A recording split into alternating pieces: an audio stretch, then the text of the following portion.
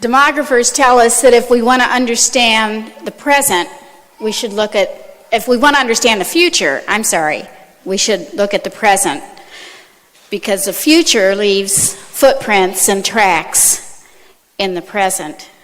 And you have left your footprints, and we have read your tracks, and as Father Hesburgh said, we have great hope for the future and faith in what you're doing. Besides which, you have Father Hesburgh praying for you every day for the rest of his life. So be worthy. My real joy in being on the stage is to introduce the graduation speaker. Each year, the graduating class selects one of their own to give commencement remarks. And this year, the graduation speaker is Katie Duffey. Katie actually lives in an ACE diocese, attended an ACE school, came to Notre Dame, graduated summa cum laude in English, and then joined ACE. She became an English and religion teacher at Ascension High School in Plaquemine, Louisiana. We often say we send ACERs to places they would never visit. And even though Katie probably lives only 2.5 hours from Plaquemine, I doubt that you had ever visited it. It is my pleasure to introduce Katie as your graduation speaker.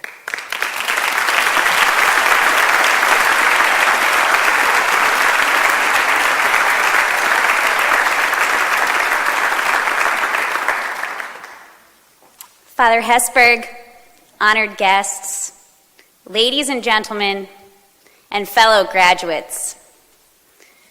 Just a couple hours from now, West 51st Street in New York City will be lined with theater-goers ready to pack another full house for the Tony Award-winning musical Wicked.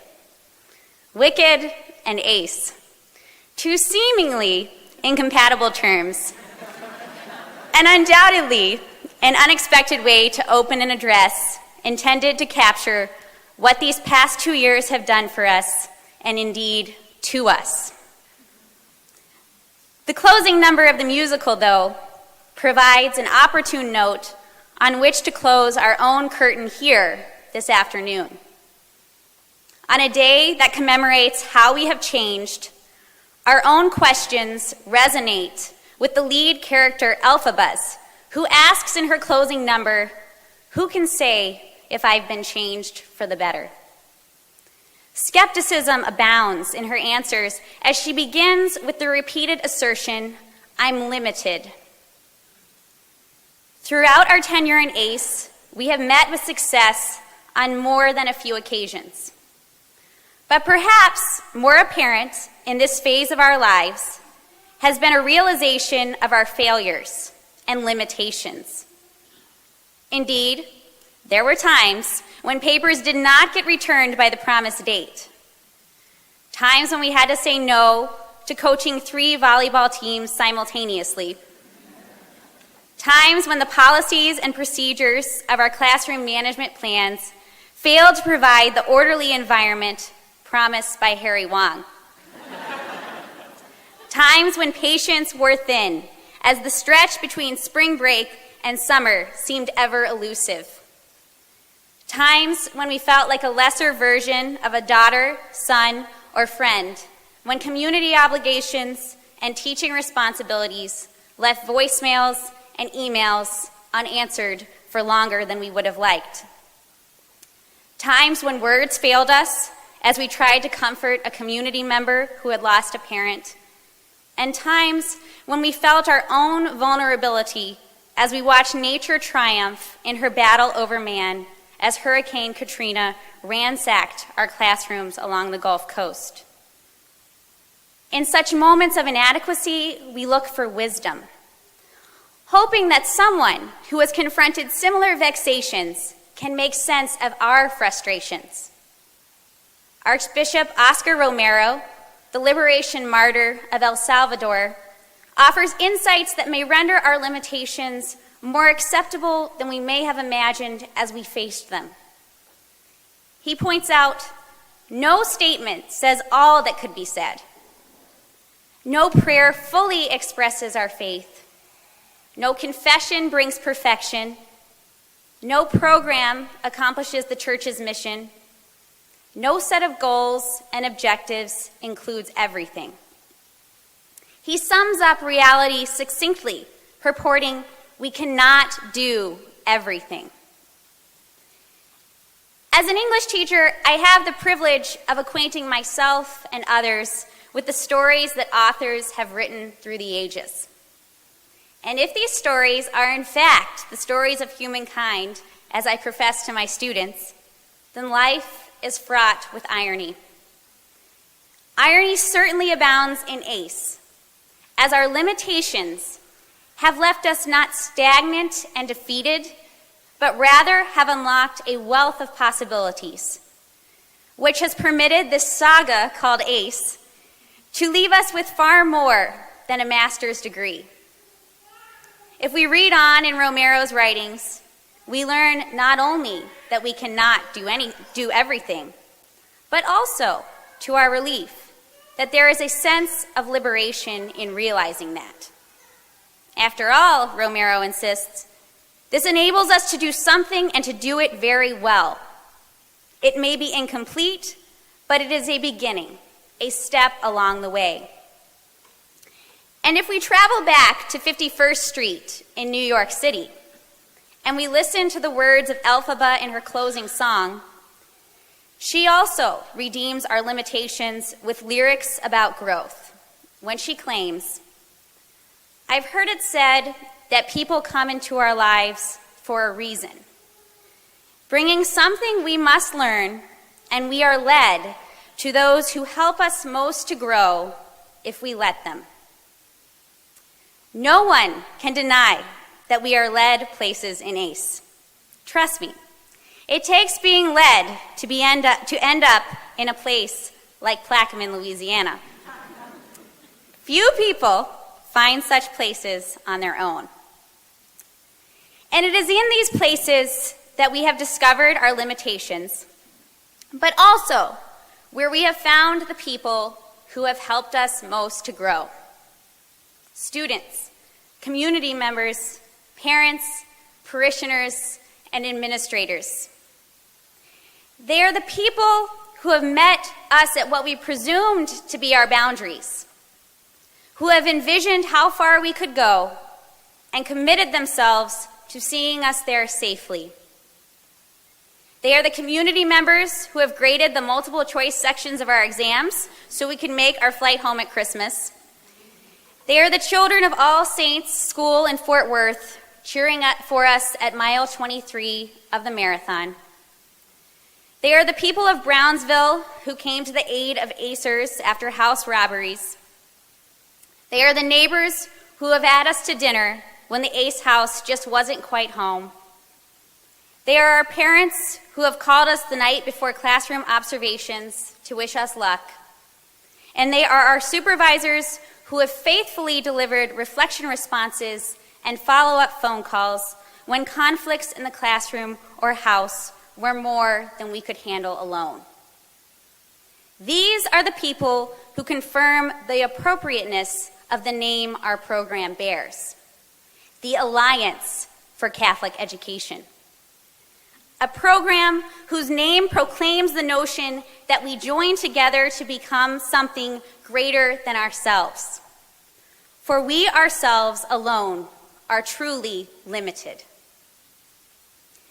Today is certainly a day we celebrate these people. But the diplomas in our possession remind us that we also celebrate today because we have been that person for others. 2.5 years ago, when we submitted our applications to ACE, we could not articulate as clearly as we can today our rationale for working in Catholic schools. But the fact of the matter is that our reasons for applying to ACE in the first place and our reasons for faithfully completing this program can be summed up simply by the desire to help others grow. As Catholic school teachers, we have taught not subjects, but students.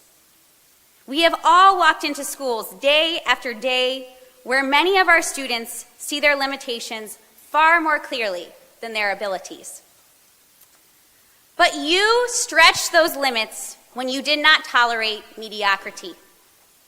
You turned history into rap songs and textbook science into lab experiments to reach the student who would not otherwise care. You convinced high school seniors to go out on a limb and apply to the higher caliber university, even if the odds of rejection were greater. You showed the tough love Doc spoke about 2 summers ago when exercising firm, fair, and consistent discipline for students who had limited themselves by making poor choices. You took subpar or even non-existent programs and animated them with your youth and your energy and your passion. As teachers, we are in fact limited. But as Catholic teachers, ACE has broadened our reach.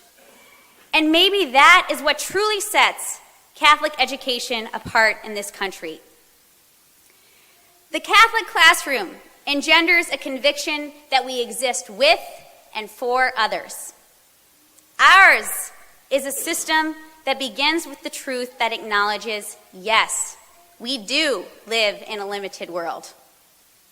A world in which discrimination, excess, violence, and selfishness cripple its potential. But ACE has taught us differently, to reject the complacency that threatens this awareness of our limitations.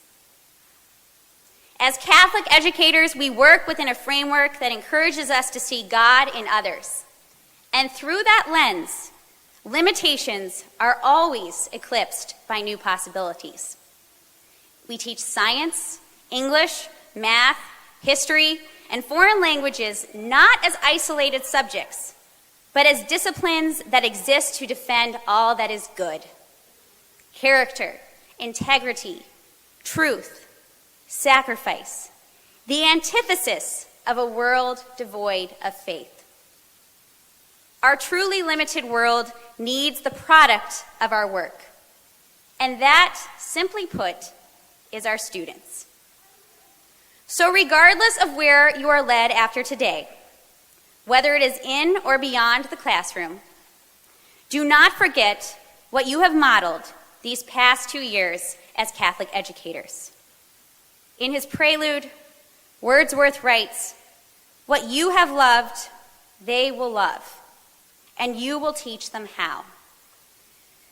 Continue to teach others what they must learn, to grow by loving all that is good and right and true. Who can say if I've been changed for the better? Elphaba's question is replete with skepticism in light of her limitations and weaknesses. For Elphaba, though, confidence replaces skepticism, as she concludes by the end of her closing number, "I do believe I have been changed for the better." We leave this auditorium today with the stories of our past 2 years and with the people who love us most. And if we listen closely, the people here for us today and the people in our stories, our students, our colleagues, our mentor teachers, neighbors, housemates, and professors, join us in confidently asserting, yes, I do believe we have been changed for the better. Thank you.